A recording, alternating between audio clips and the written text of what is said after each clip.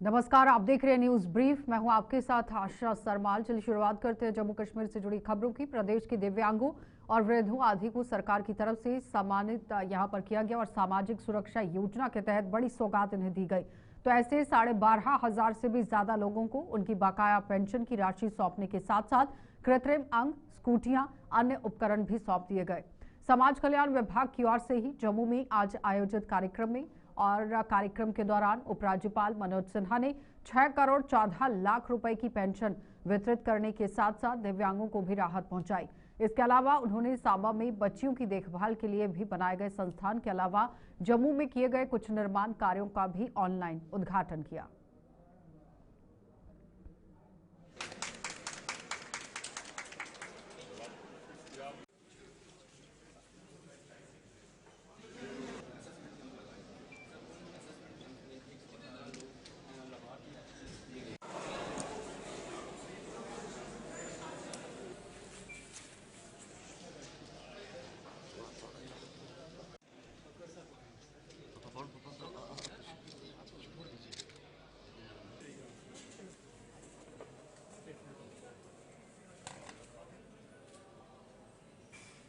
थोड़ा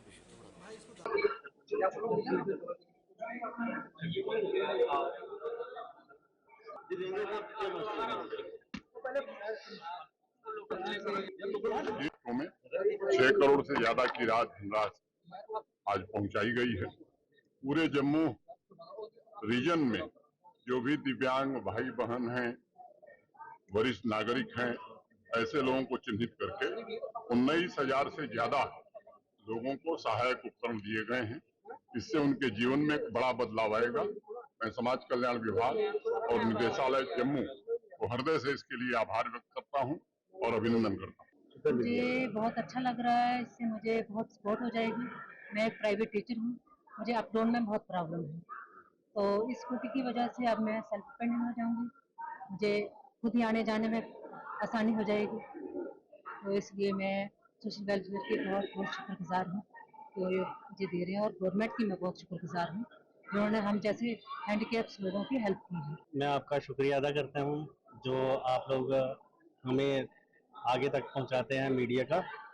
तो social welfare से हम बहुत खुश हैं। जो अभी उन्होंने शॉर्ट लिस्टें बनाई है, इससे हमें बहुत जल्दी फ़ायदा हो रहा है। अभी हमें स्कूटी मिलेगी तो हमें इतना ज़्यादा फ़ायदा होगा। जैसे हमें काम काज करने में बहुत दिक्कत आती थी, किसी से मांग कर लिफ्ट लेकर जाना पड़ता था। अभी हमें ये बहुत अच्छी सुविधा मिली है। प्रधानमंत्री नरेंद्र मोदी जी ने दिव्यांगों के लिए किया गया है ताकि इनको काम काज करने में कोई दिक्कत ना हो। जो पढ़े लिखे हैं, जो काम करना चाहते हैं, वो लोग आगे आए। और मेरे पति और मैं और प्लास्टिक का रेडी लगाते हैं, काम करते हैं, और हम ये स्कूटी मिली है, उनसे हम थैंक यू बोलते हैं इनको कि आने जाने में हमें प्रॉब्लम होती थी और सामान ले आने जाने में हमें आसानी रहेगी। अब हमने बहुत मुश्किलें देखी हैं, स्कूटी मिली है। सोचा कि आप आगे क्या करेंगे, आप जब मिलती है। हाँ, कोई जॉब वगैरह करनी हो तो तभी हमें इससे स्कूटी से आसानी हो जाए। करीब 1 महीना पहले पाकिस्तानी गोलाबारी में शहीद होने वाले राजौरी की एडीडीसी डॉक्टर राजकुमार थापा की याद में ही हमेशा आप देखिए किस तरह से उनकी यादों को हमेशा लोगों के दिलों में संजो कर रखा गया है, क्योंकि उसके लिए आज एक कदम उठाया गया। उन्हें मरणोपरांत एक बड़ा सम्मान दिया गया है। राजौरी की सरकारी डाक बंगला में स्थित कॉन्फ्रेंस हॉल का स्वर्गीय थापा के नाम पर रखा गया है नाम, और साथ ही साथ इस कॉन्फ्रेंस हॉल में उनकी एक प्रतिमा भी लगाई गई। तो दिवंगत के परिजनों के हाथों आज कॉन्फ्रेंस हॉल और प्रतिमा का अनावरण कराया गया, जिन्हें जिला प्रशासन द्वारा विशेष तौर पर राजौरी आमंत्रित किया गया था। राजौरी के डीसी की अध्यक्षता में आयोजित प्रेस कॉन्फ्रेंस में यहाँ ये जो कॉन्फ्रेंस हॉल है वहां पर आयोजित जो कार्यक्रम था उसके दौरान स्वर्गीय थापा की आत्मा की शांति के लिए 2 मिनट का मौन भी रखा गया। उनके परिजनों ने स्वर्गीय थापा के उस सरकारी आवास पर पहुंचकर वहां उनकी याद में पौधा भी लगाया, जहां पाकिस्तानी गोलाबारी में वे गंभीर रूप से घायल हो गए थे और अस्पताल पहुंचने तक उन्होंने दम तोड़ दिया था।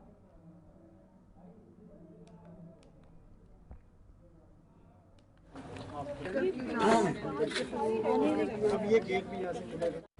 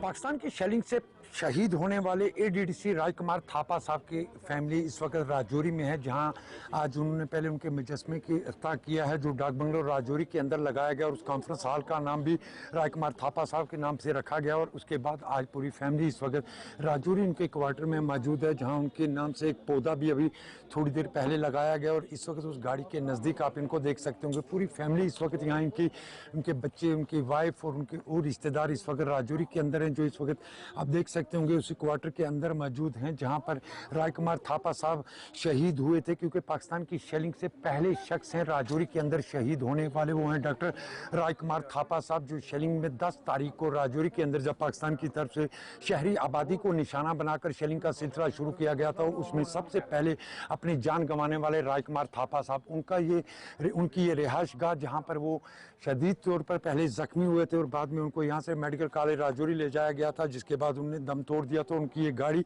आज भी यहीं पर आपको नजर आएगी और ये फैमिली पूरी उनकी आज राजौरी के अंदर है, जहाँ कॉन्फ्रेंस हॉल का नाम तब्दील करके उनके नाम से रखा गया है, जहाँ उसके साथ उनका एक मुजस्मा भी लगाया गया। और आज इनके ये क्वार्टर पे उनकी पूरी फैमिली इस वक्त राजौरी पहुंची है, जो मैं आपको इसी तस्वीरें इस वक्त राजौरी से दिखा रहा हूँ, जहाँ राजकुमार थापा साहब जो पाकिस्तान की शेलिंग से शहीद हुए थे, उनकी फैमिली इस वक्त यहाँ पहुंची है और जिला तरक्याती कमिश्नर और दीगर अफसरान के साथ इस वक्त वो राजौरी के अंदर मौजूद हैं, जहां आज उनके नाम का एक दरख्त भी लगाया गया और कॉन्फ्रेंस हॉल के अंदर उनका एक मुजस्मा और कॉन्फ्रेंस हॉल का नाम तब्दील करके राजकुमार थापा के साहब के नाम से रखा गया है। राहुल सुदन के साथ Jamshed Malik, Gulistan news, Rajouri. Railway station Reasi की कुछ दूरी पर पहाड़ों में संदिग्ध परिस्थितियों में भीषण आग लग गई है और आग लगने से वन संपदा लगातार जलकर राख हो रही है। वन विभाग कामला आग पर काबू पाने में जुटा हुआ है और इसके अलावा भी रियासी जिले की कुछ और इलाकों में भी पहाड़ों में आग लगने की घटनाएं सामने आई हैं और इनमें से ज्यादातर जगहों पर आग पर काबू पा लिया गया है।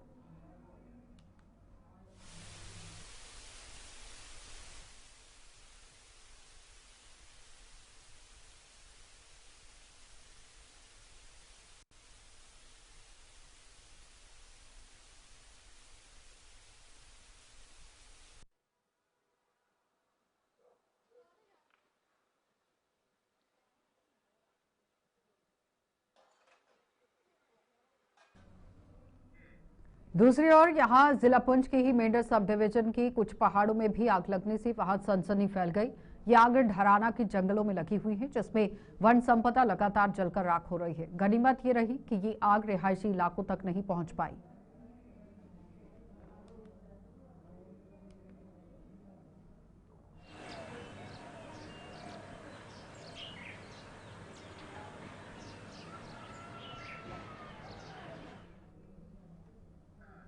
जम्मू कश्मीर खासतौर पर जम्मू में इन दिनों पड़ रही भीषण गर्मी से लोगों को छुटकारा मिलने के कोई आसार नजर नहीं आ रहे हैं।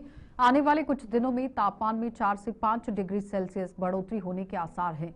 मौसम विभाग के अनुसार गर्मी का ये प्रकोप 12 जून तक जारी रहेगा और उसके बाद 13 जून से लेकर 15 जून तक हल्की बारिश से कुछ हद तक गर्मी से राहत मिल सकती है।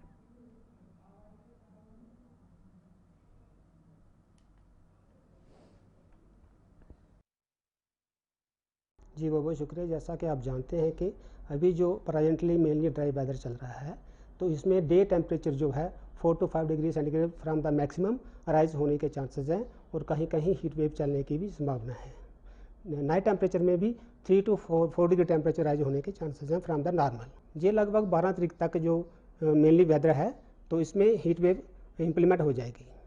देखिए, पब्लिक के लिए यही एडवाइजरी है कि अपने आप को थोड़ा बचा के रखें। बच्चे या बुजुर्ग जो हैं वो डे टाइम में थोड़ा अननेसेसरी बाहर ना घूमें और अंदर ही रहें, छाया में रहें और टाइम टू टाइम पानी वगैरह पीते रहें, लिक्विड लेते रहें। अपर रीजन में तो मैं ठीक ही वेदर है, अभी मेनली ड्राई है। 12 तक 13 से 15 तक एक वेट स्पेल होने के चांसेस हैं मॉडल के हिसाब से। 13 से 15 तक light rain bleak thunder shower होने के चांसेस हैं। जम्मू में भी डे टेम्परेचर है ह्यूमिड है, day temperature 4 to 5 degree centigrade बढ़ने के चांसेस है फ्रॉम द नॉर्मल, जैसा कि जम्मू, सांबा, कठुआ में आइसोलेटेड हीट वेव होने के चांसेस हैं।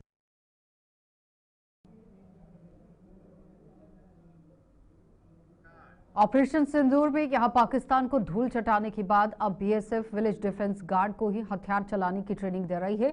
अंतर्राष्ट्रीय सीमा के साथ सटे हुए इलाकों में बीएसएफ के जवानों द्वारा बीडीजी सदस्यों के साथ साथ इन इलाकों में तैनात उन एसपीओज को भी इस ट्रेनिंग सत्र में शामिल किया गया है, जिन्हें विलेज डिफेंस गार्ड्स की जिम्मेदारी दी गई है।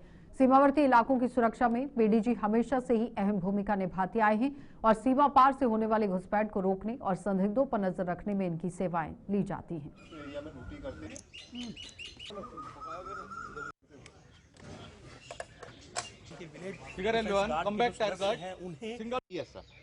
ठीक है, हाँ, यूनिट का नाम नहीं लेना, बाकी आप दिन खोल के डिस्कस कीजिएगा, ठीक है, जो आपका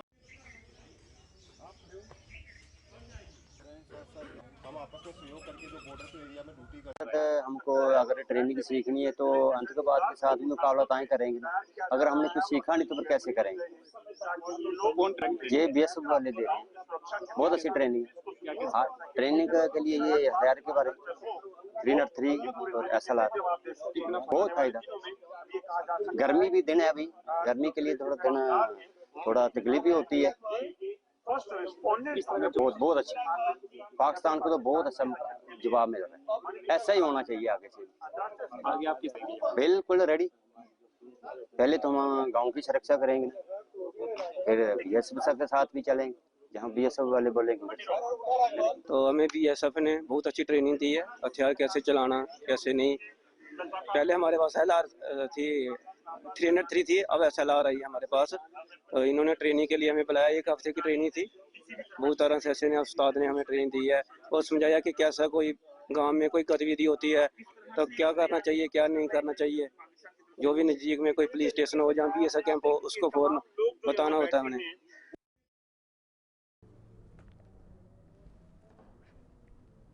इस साल 22 अप्रैल को पहलगाम में पर्यटकों पर हुए आतंकी हमले के बाद प्रदेश के पर्यटन उद्योग को मिले हुए जख्म अब धीरे धीरे भरने लगे हैं। बात करें अगर कश्मीर की तो यहाँ पिछले करीब 1.5 महीने में वहाँ पर्यटन उद्योग पूरी तरह से तबाह हो चुका था, अब धीरे धीरे पटरी पर लौटने लगा है। उमर अब्दुल्ला सरकार की कोशिशें रंग लाने लगी हैं, जिसके चलते देश के अलग अलग हिस्सों के पर्यटक अब कश्मीर घाटी पहुंचने लगे हैं। श्रीनगर सहित अन्य पर्यटन स्थलों पर भी अब पर्यटकों का आना जाना शुरू हो गया है। वो बिना किसी डर खौफ की वहां की हसीन नजारों के साक्षी बनने लगे हैं।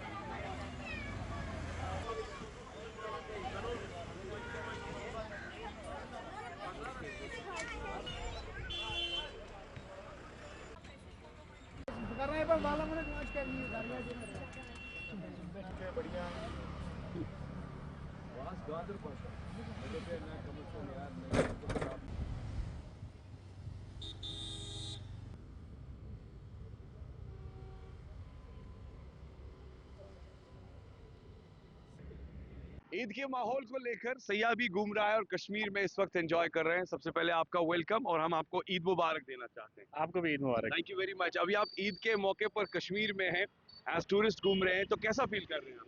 बहुत अच्छा फील कर रहे हैं, बहुत सेफ फील कर रहे हैं। मैं आज से 10-15 साल पहले आया था, तब माहौल अलग था, अब माहौल बिल्कुल अच्छा है। रात को भी कल हम घूमे हैं, कल रात को भी माहौल देखा हमने। लोकल लोग और टूरिस्ट जो थोड़े बहुत आए थे अभी बहुत एंजॉय कर रहे थे। आना चाहिए टूरिस्ट को, सेफ प्लेस है। कोई ऐसा 1-2 घटना से किसी चीज़ को मतलब हालत नहीं करना चाहिए, अच्छा है। आज आप ईद पे दीदी यहाँ हैं, तो कैसी लगी आपको कश्मीर में ईद? बहुत अच्छी लगी, फर्स्ट टाइम विजिट किया है, बहुत अच्छा है कश्मीर। अभी हम और घूमेंगे और एक्सप्लोर करेंगे और सब यहाँ पे विजिट करें, सब एंजॉय करें कश्मीर। दीदी क्या यादें लेकर जाएंगे आप अपने घर जब जाएंगे? आज आप ईद मना रही है कश्मीर में। सब कुछ बहुत अच्छा है, सारे आए सारे घूमे, यहाँ पे लेक है, बाकी बहुत सारी चीज़ें हैं। मैं भी फर्स्ट टाइम ही आई हूँ, तो अच्छा एक्सपीरियंस सर है। आपको लगा कि यहाँ की मेहमान नवाजी, यहाँ पर वेलकम, एक वार्म वेलकम मिलता है, चाहे कोई भी फेस्टिवल हो? अभी ईद है तो ओवरऑल अगर देखें तो कश्मीरियों की एक अलग वेलकम है। बिल्कुल बिल्कुल, ज़ुबान बड़ी मीठी है, जैसे हमारी जम्मू की भी खंड मीठे लोग डोगरे, और यहाँ के भी जो है ज़ुबान बड़ी मीठी है, बहुत अच्छा वेलकम करते हैं। तो मैं सबसे गुजारिश करूँगा कि आप लोग भी आएँ यहाँ पे, और क्योंकि टूरिस्ट यहाँ पे जो मेन रोज़गार है वो टूरिस्ट का है।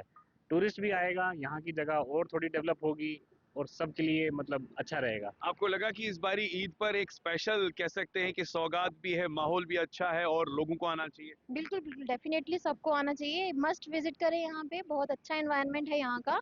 हम कल शाम को निकले थे ईद के टाइम पे, यहाँ पे काफ़ी रश था, यहाँ पे सब लोग बाहर एंजॉय कर रहे थे डल लेक के साइड पे।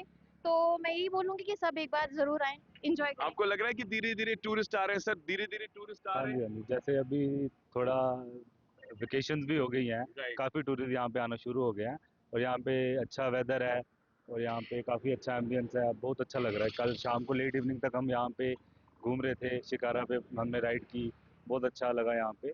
तो ज़रूर डेफिनेटली सबको आना चाहिए। क्या मैसेज देंगी दीदी आप भी, जो पूरे हिंदुस्तान में देख रहे हैं टूरिस्ट? कि जितना माना जाता है कि टेररिज्म है यहाँ पे, वैसा इतना तो नहीं है, कि हमें तो नहीं लगा, सेफ ही है, सारे आ सकते हैं, सारे विजिट करें। Finally your message sir for tourist? Tourist के लिए यही मैसेज है, once for all please come in, this is also our part, this is also the part of India, let's not keep it aside. हम हैं तो कश्मीर है, कश्मीर है तो हम हैं। बहुत बहुत शुक्रिया, thank you very much, please enjoy Kashmir. Thank you. तो कश्मीर में भले ही अब धीरे धीरे पर्यटकों का जो आना है वो शुरू हो चुका है, लेकिन जम्मू का पर्यटन उद्योग किस दौर से गुजर रहा है, इसका जीता जागता सबूत शहर के बस स्टैंड इलाके में देखने को मिल रहा है। पहलगाम आतंकी हमले के बाद बस स्टैंड के दुकानदार भी मंदी के दौर से गुजर रहे हैं। आने वाले दिनों में अब अमरनाथ यात्रा भी शुरू होने वाली है, जिसके चलते कुछ दुकानदारों को काम धंधा बढ़ने की उम्मीद है, जबकि कुछ दुकानदारों का दावा है कि 22 अप्रैल की घटना का असर इस बार श्री अमरनाथ जी की यात्रा पर भी पड़ सकता है। इस बस स्टैंड में कुछ कश्मीरी कारोबारियों ने भी दुकानें किराए पर ले रखी थी, जो पर्यटकों की यहां आने पर काम करने वाले थे, लेकिन यहां ना पहुंचने पर पर्यटकों को लेकर अगर बात की जाए तो दुकानें बंद कर कश्मीर वापस लौट चुके हैं।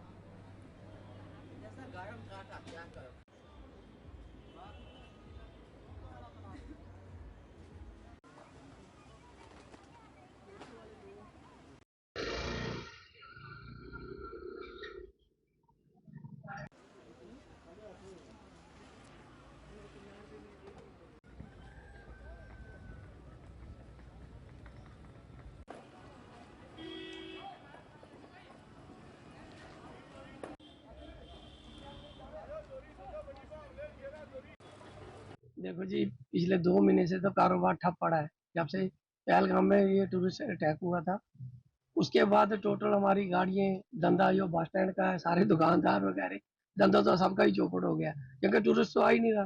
टूरिस्ट डर गया, टूरिस्ट थोड़ा सहमा हुआ है, पता नहीं क्या हो जाएगा हमारे साथ, कोई सेफ तो है नहीं है किसी की लाइफ। तो इसलिए थोड़ा-सा मंदा चल रहा है, 2 महीने हो गए। अब तो छुट्टियाँ भी बच्चों की बाहर खत्म हो गई हैं, तो टूरिस्ट फिलहाल तो खत्म ही है। अब देखो अमरनाथ यात्रा शुरू होने वाली है, हम तो सरकार से अपील करते हैं, इसको ज़्यादा से ज़्यादा प्रमोट करो, तो कम से कम टूरिस्ट अमरनाथ यात्रा के लिए तो आए, अमरनाथ यात्रा के लिए आए, थोड़ा जाए, भोले शंकर के दर्शन करे, थोड़ा उनको दिल से थोड़ा जो उनमें डर बैठा हुआ वो बाहर निकलेगा, तो चलो टूरिस्ट और भी आना शुरू हो जाएगा, जम्मू का भी भला होगा, कश्मीर का भी भला होगा। तो थोड़ा इसलिए थोड़ा-सा टूरिस्ट जो है डर रहा है, और थोड़ा हमारा काम धंधा पूरा जम्मू कश्मीर का चौपट हुआ है, ठप पड़ा हुआ है। आप नरवाल चले जाओ, बस स्टैंड चले जाओ, वहाँ भी यही हाल है, पूरी गाड़ियाँ, लोगों की गाड़ियाँ खड़ी हैं, 2-2 महीने से लोग किस्त नहीं दे पाए, इंस्टॉलमेंट नहीं गई, बैंक वाले तंग कर रहे हैं। तो ये धंधा तो चौपट बैठा हुआ है हर एक बंदे का।